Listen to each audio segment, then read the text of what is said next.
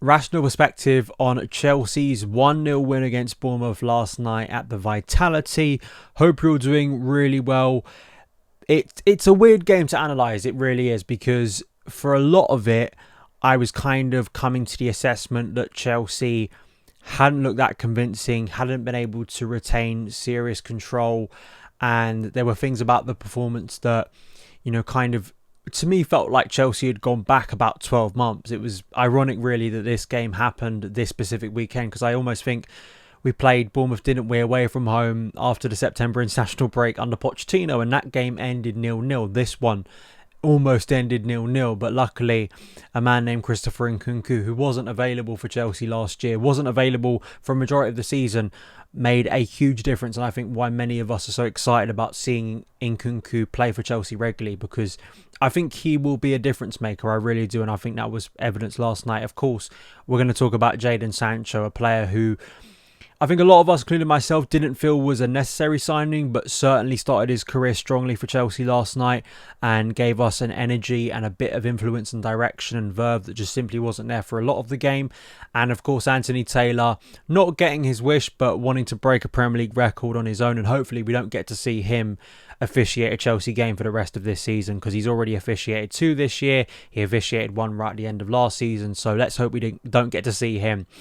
Yeah, it was a chaotic night. It really was. I think in the sense that it still is quite ironic to me, and I don't know how long I'll keep saying this, that a lot of the way Maresca's football has been framed, and a lot of the criticism last year was Chelsea not having control and needing to have this positional, possession-based style. So far, Chelsea have not had control in football matches. It feels very similar to what we saw last year at times, especially if you reference it to the end of last season. It's a lot more chaotic, a lot more vulnerable, and I spoke about this in my match preview. I think it will remain this way.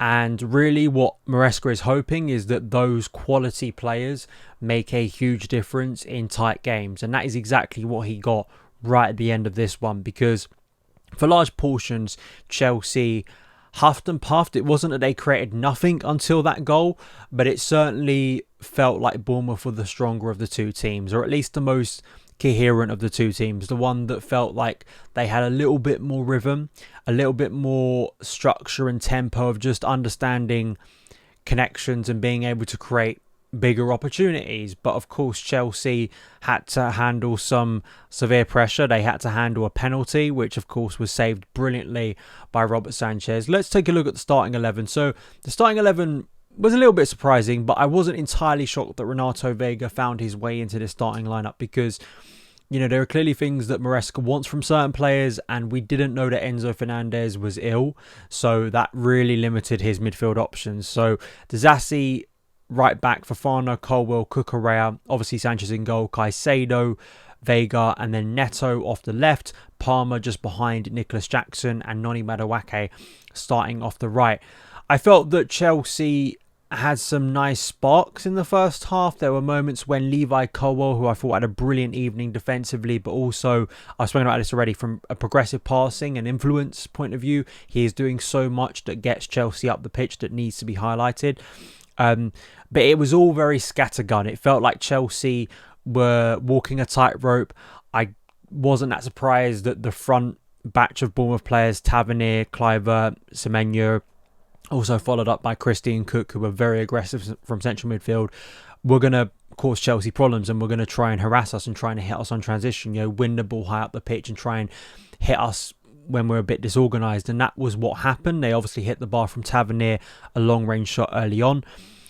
And of course, the penalty. The penalty was a really, really poor piece of judgment from Wesley Fofana. You can't really blame Robert Sanchez there. I think if Sanchez had not done anything and worried about giving away a penalty, and then Evan Nilsson just, takes the ball round him and scores, I think a lot of us would be going, why didn't you confront him more? He was just left in no man's land. He was left in kind of a no-win situation. But as we saw last year, Sanchez does have kind of a knack for saving penalties. I believed he saved one against Man United. He may have saved another, but it was big for him. Big for him, a player who is under a lot of scrutiny this season. That goalkeeper position, like many other positions in this squad currently, is under a lot of scrutiny, because it feels like we've, in some ways, intentionally weakened it. But, for Sanchez, it was a big night last night because obviously keeping a clean sheet, the first time Chelsea have done that away from home in the Premier League in 2024. And he made some big saves, and this was the biggest of them all. And, it really felt like that moment for me should have been a lot more for Chelsea in terms of performance. You saw how much the players reacted to it, but I don't think we took enough of it. It almost felt like going into half time, Chelsea should be boosted by that. It's a let off. Your keeper has bailed you out. Now you need to take control and assert dominance in it. And it also shows in terms of numbers. I know this was maybe slanted massively by the second half as it dragged on, as we brought on Jadon Sancho at half time, as we brought on Joao Felix, as Christopher Nkunku came on. Chelsea, it felt like definitely dominated the final part of this game, and that's what led to Chelsea's winner. But it kind of shows you sometimes those possession stats don't really tell the full story, because in the end Chelsea had about 67% possession, but you can't really say Chelsea controlled this game and limited Bournemouth to much, because they had a higher XG than us, 1.78 to 0.78. In terms of shots, they had 9 more than us, 19 to 10. Shots on target, they had 7 to 3. Big chances, it was even. So it kind of shows you that, it was a very bizarre game in that sense. And of course, Taylor, I don't think helped in the sense that he was very liberal with his cards. And of course, that kind of sets a tempo for a game. I think it sets maybe a caution for a game where teams are maybe thinking, it riles, I think, everyone up, but it also maybe halts people going a little bit more intense because they're obviously scared about getting a second yellow. But Taylor wanted to make a name for himself, as he always does. Luckily, it didn't cost Chelsea. But I think the big thing we're going to talk about to wrap up this show is obviously Sancho Nkunku. Sancho comes on at half time, and for him, this was a big night, in terms of chances created, in terms of just direction, and in terms of very quickly feeling like he was making a position in this Chelsea team his own. And he looked very confident, very slick with the ball at his feet. He didn't look like a player who hasn't played a lot of football in recent months. I know he obviously played a lot for Dortmund at the end of last season, but it didn't feel like someone who has just walked into, you could argue, a chaotic situation. It felt like he was a Chelsea regular. And down that left side, he was combining well with Marco Correa. He was trying to get into tight areas. Bournemouth were well regimented, but there was tight space. But we already started to see that Sancho in tight areas can be quite effective, quite nimble with the ball at his feet, which has been a concern. Especially, we know we can get that from Palmer. We know we can get that from maybe Noni Madueke on his best day. It's just in the left side where we've been having conversations about who's going to really dominate that position. And for Sancho, when you had Neto getting 45, Sancho getting 45, it was quite clear who the winner was there. And of course, it was Jadon Sancho. And of course, his pass won the game for Chelsea. But really, of course, I'm not trying to take anything away from Sancho. He was a creative influence and had a very positive evening to start his Chelsea career. But this for me was defining for why Christopher Nkunku is a level above the players Chelsea have regularly bought so far under this ownership. He is a difference maker. He is a level raiser. It doesn't take a lot to realise how good Christopher Nkunku is, and I think some of his best moments are when he's in those tight areas, when he somehow is able to find a bit of room, a bit of space when it doesn't look like there's much, and basically creates a goal for himself, creates the winner.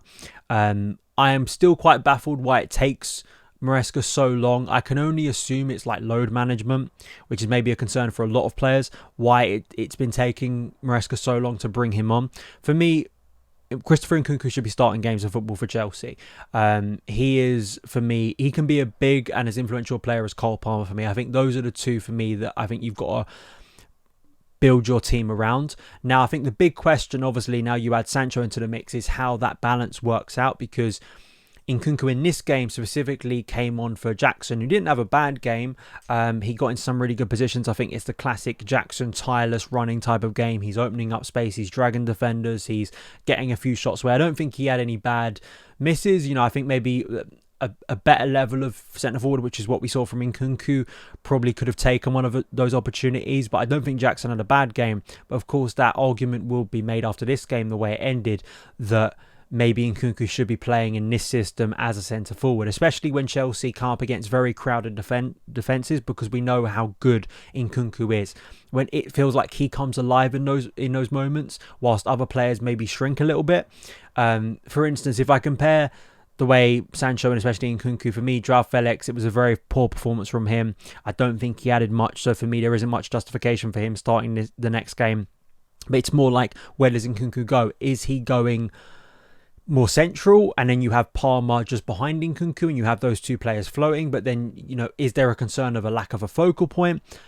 Obviously, Madueke started the season really strongly, but I don't think it's a bad issue to have. It's just, I personally feel like Nkunku is a starter for Chelsea. I don't think he should be coming off the bench. We've got a whole week now before the next game against West Ham. The argument that we have loads and loads of games in the next 7 days isn't really there, and Nkunku clearly was the difference maker here, because there isn't much. We talk so much about tactics. We talk about aesthetics and things like this, and I think we can get very complex about the game. I just think that in Nkunku, you don't need a degree in pressonomics. You don't need to look at Y-Scout for hours on end to understand why Nkunku is just a level above in those kind of tight areas. He's a ruthless finisher. I think he's got an eye for goal that many players in this squad don't have. And when you have both him and Palmer on the pitch, I think it makes a real difference. Some other shouts, obviously, I've already spoken about Robert Sanchez. Levi Colwill, I thought, put in a really good performance. I thought Cucurella got better in the second half, was a lot more influential. I thought Vega, especially playing in central midfield for the first time, showed his versatility. Great to see him jumping in with the crowd. And Caicedo, I thought, had a really, really selfless game. I think he had to do a lot of work for others, as CFC Central said. He was putting out fires. He was also, given he didn't get a yellow, that's quite incredible, given how many yellows were dished out in this game to Chelsea players. He wasn't one of them. And given the position he plays, where he has to almost be on the edge and has to be putting his foot in, I thought this was a really dominant performance. And again, the argument can very much be made that Moises Caicedo looks like a better Chelsea player when Enzo Fernandez is not next to him.